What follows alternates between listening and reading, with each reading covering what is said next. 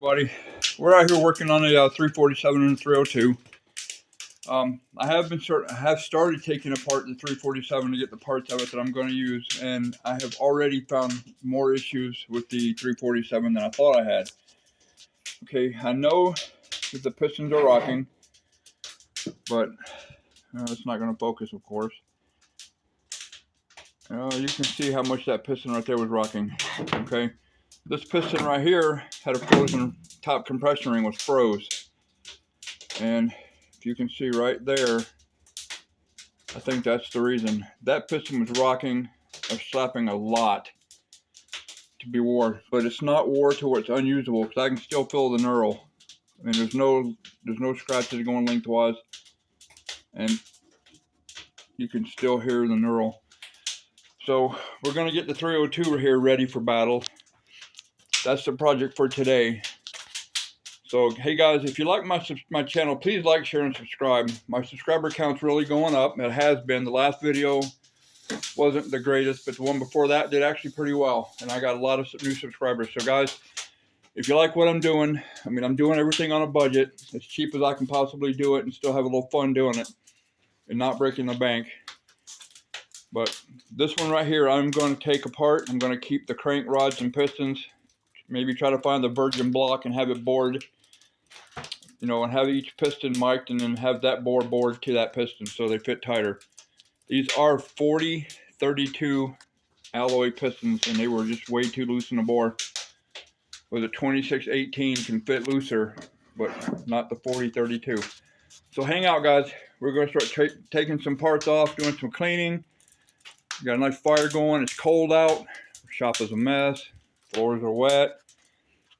But we're going to get it all took apart, get the parts from the 347, put on the 302, and we're going to run the piss out of the 302 for a while I'm trying to hunt down another block.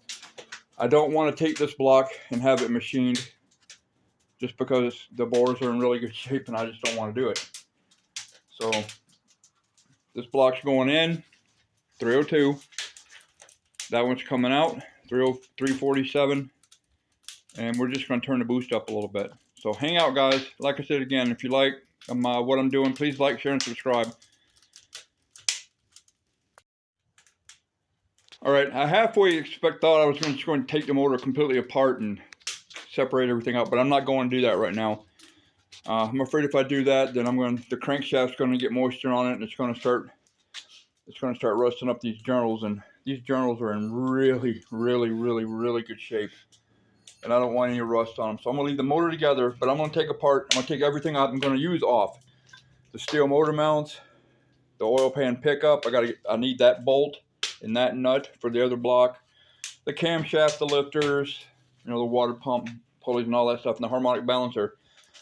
That's a balancer that I can use for a 50-ounce imbalance or a neutral imbalance. So right now it's neutral, but I do have the 50-ounce imbalance weight to put back in it, so that's going to go in the 302.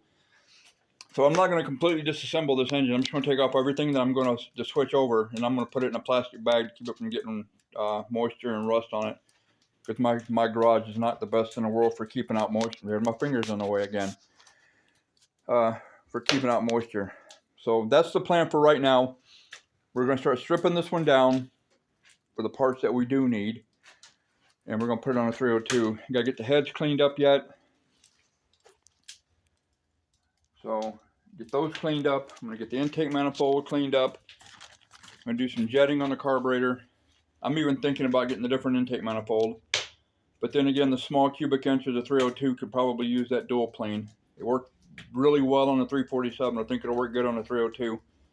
So we're going to do that. We're going to rejet the secondaries on the carburetor. We're going to fatten it up a little bit. Either I'm going to jet it up, or I'm going to change the high-speed air bleeds to a smaller orifice.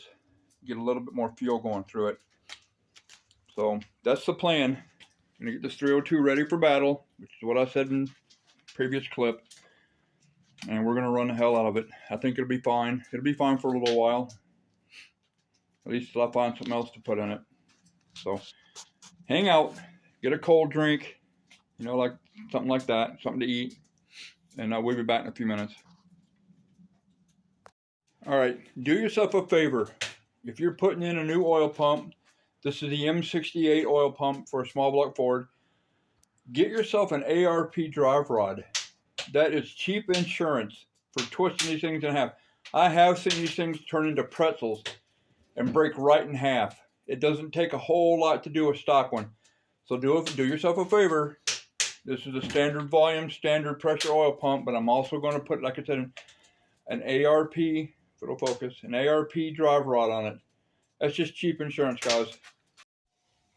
Also, guys, when you go to pull your harmonic balancer, right there, use the right tools for it. This is a Matco's harmonic balancer puller installer. It will save you a lot of headaches, a lot of time, a lot of worry, a lot of stress, and a lot of torn up threads or screwed up crankshafts. So make sure you get yourself one of those or something that's comparable that you can get the harmonic balancer off and on. Do not beat the harmonic balancer on the end of the crankshaft. You will tear up the thrust bearing. There's no ifs, ands, or buts about it. So do not beat the harmonic balancer on the crankshaft. We've got the oil pump and the pickup installed. And that's how far as we are right now. Getting ready to pull the harmonic balancer off, the water pump, the timing cover, and the camshaft. And that's what we're doing right now. So stick around, guys. I want to show you something. This is the right tool to do the job. This Matco harmonic balancer puller. Look how easy that turns to pull that dampener off. I did not break it. I didn't previously break it loose. It's not loose. It was torqued, and it's coming right off. So see, guys, I try to do things on the cheap, but if you have the right tools for the right job, it makes your life a lot easier, guys. So stick around. We're gonna get this balancer off. We're gonna get the water pump, the timing cover off, pull the cam out. I'm gonna change the timing chain, the gears, and all that. I have a double row timing chain to put on this one, where the other one was just a single, like a stock replacement. This is a double roller. So hang out, guys. We're getting some work done. Gonna get this motor together. Gonna say farewell to the 347 for now. But with the good heads I've got, the good intake, good carburetor, turbocharged, fresh short block, I think this motor is gonna run really well. It's got the Trick Flow Specialty Stage 3 cam. It's 236, 248, 575, 595 lift on a 110 lobe separation and a 105 LSA. So it ought to run good. It ought to run high RPM. So stick around, guys. We're going to tear some more of this 347 apart and switch some parts around. All right, guys. This is how far we are now. We got the cam out, the lifters out, harmonic balancer, of course, timing cover. Pretty much almost everything is out of it, except for the sending unit for the turbo and the gauge and the oil pump or the oil filter adapter. Pretty much everything else is just going to stay with the block the way it is. I did pull out a couple of pistons just to check everything out. Yeah, bores aren't good at all. The pistons are definitely reusable in my opinion. I got them sitting here on the shelf. If you can't really see them, that's two of them. I think my plans are going to be to find a virgin block, maybe an older model or something, and have each bore done to the correct size for the pistons. And I'm going to build another 347 out of the stroker crank rods and pistons that I have. So we've put the camshaft, double roller timing chain, M68 oil pump, the pickup, and all that stuff into this engine.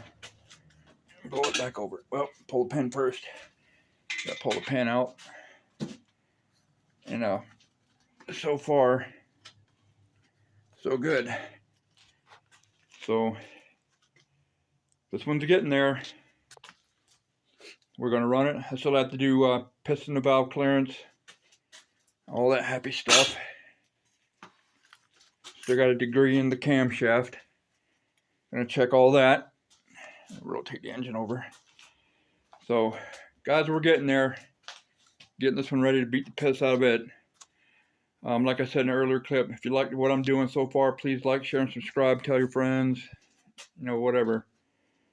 I'd like to get to 500 subscribers here pretty soon, maybe by the end of the month, but I don't know if that's going to happen. It's not going to happen without viewers. So this one's getting ready for battle. I mean, I don't know how much boost I'm going to start off with at least 10 pounds of boost and see how it likes that. I got to rejet the carburetor and a few other things. I'm probably going to get a new fuel pump, so I'll make sure the fuel pump can keep up with the boost demand. So at least there's not going to be any piston rock with those. They are hyper-eutectic, and I think they'll last for a while. So guys, stick around. We're going to put the lifters, the dog bones, and the hold down. We're going to get all that stuff put on. Maybe put on a head and see what our piston to valve clearance is. So stick around, guys.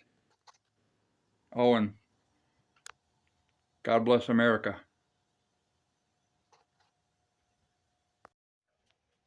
All right, we got the lifters, the dog bones, and the hold down tray in now. Getting ready to do the piston to valve clearance. One more step, guys. All right, guys, the way I'm going to check my piston to valve clearance is I went to the dollar store and got some Play-Doh. And you get the Play-Doh for like 50 cents or, I don't know, maybe $1. I'm going to roll up a piece. I'm going to put it on the intake and exhaust. It's probably a little bit big, but I put one there. And I'm going to put one there. And I don't want to crush my new gasket. So what I'm going to do is I'm going to put a little bit of oil on the Play-Doh so it doesn't stick to the valve, that is. Smear it in a little bit. Sorry guys, I didn't have the camera on it. So it doesn't stick. And what I'm going to do is I'm going to put the head on without the gasket because I don't want to crush my gasket. And then I'm going to add my gasket clearance. So I believe I have a 39 thousandths compressed gasket, so I'll add that to whatever clearance I get or don't get to the Play-Doh. So stick around, guys. Hold on a second. I'll put the head on. All right, guys. What I'm going to do is I put the cylinder head on with 2 bolts. Hopefully this thing's focusing. I'm only going to use 2 bolts to hold the head down. And right now I have 0 lash on my rocker arms. So I'm going to give them,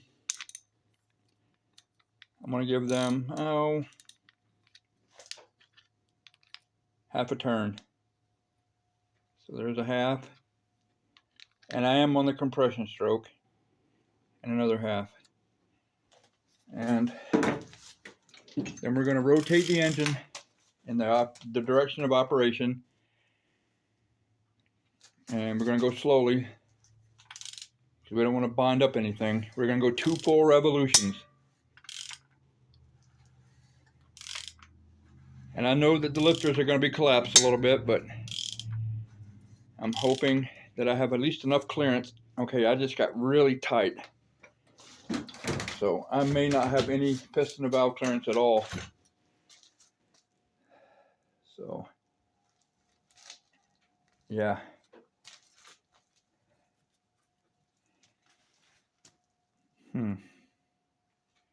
All right, guys, let me see what's going on. I'll get right back with you. It wasn't nothing I expected. It was just the engine's a little bit tight. And I didn't expect it. I should have put my leg against it like this right here to help hold it. Instead of me trying to pull on it without it, I was pulling off of it. So we're almost to that second revolution.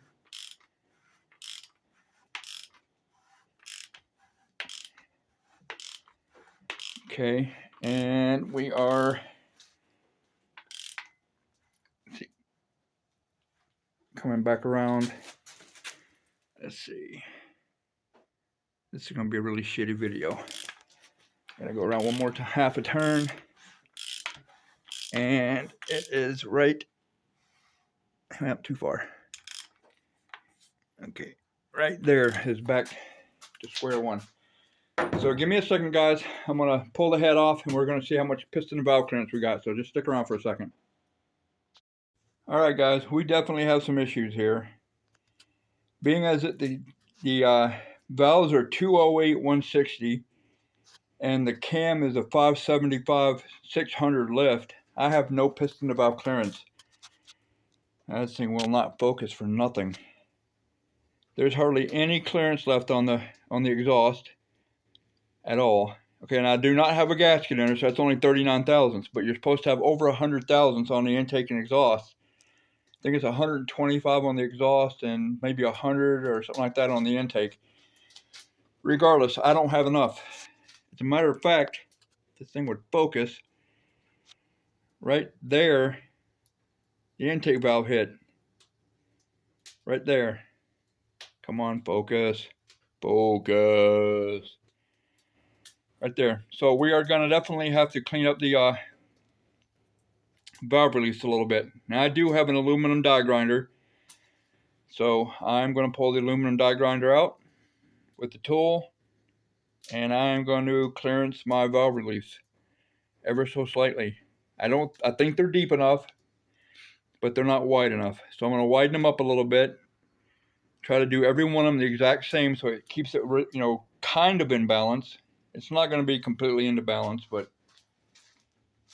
we're doing a budget build here. We're not doing some high-end $10,000 build. That's just not in our budget. So we're going to clearance the valves, try it again, and we'll get right back with you guys. Hey guys, you know how when you got a project going and you have an epiphany? I think I'm changing my mind on what I'm doing. I am going to try to find a virgin block, have it bored with the piston so I get a nice tight fit. I think I'm going to put that 347 back together, and I'm thinking about maybe not putting the turbo back on, but maybe going nitrous. I used to run nitrous all the time. The problem where I live now is nitrous is not available that easy. I got to look around and try to find either a mother bottle where I can fill my own bottles. Oh, by the way, God bless America. Where I can fill my own bottles, or find someone in the area that will fill bottles. Because that's one of the reasons I went to a turbo, is the lack of availability to have my nitrous bottles filled. I'm not 100% sure right now what I'm doing. I mean, I got the 302 pretty much together. I checked the piston to valve clearance. I had to add some piston to valve clearance. There'll be a picture right there of the modified piston to valve. So I'm not really 100% sure right now what I'm doing. I may be changing my mind. I may be changing my directions totally. I may not even put the turbo back on. Like I said, I may end up going back to nitrous. I know nitrous. I'm still trying to learn the turbo stuff. But stick around, guys. If you like my video, please like, share, and subscribe. My subscriber count's going up, and I appreciate it. I'm almost to 400 now. I know that's not a lot, but it's something. It's better than nothing. But I think right now I'm going to end the video. I'm toying around with changing my total direction right now. So if you guys will just stick with me, we'll all do this together. So until next time, guys, peace out.